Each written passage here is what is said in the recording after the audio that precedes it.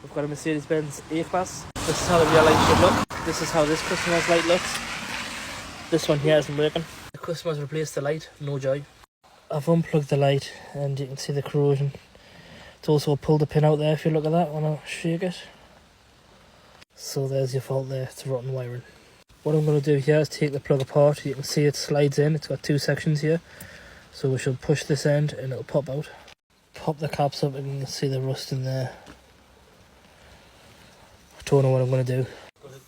That's what's left of the old rotten terminal. Today I'm only going to be able to replace the one. I don't want to totally butcher it. I need to replace the one and then come back with a genuine plug and repair the lot. So I've just crimped on a terminal there. I've heat shrunk it into there so we'll have a spare wire. What I've done is I've cleaned the plug out and I've cut down the side of it off where the bad terminal was. The other ones look okay-ish. That's two wiring pins replaced with normal pins, as you can see there, and that's the light fixed. So that's how I've repaired the light. I've silicone filled it, but I've put petroleum jelly in first so it doesn't stick to the petroleum jelly, but that keeps the contacts away until we get a new plug. That is it fixed. So that's all sorted. I'm just going to jump in, make sure there's no faults on the dash, because there was faults on the dash.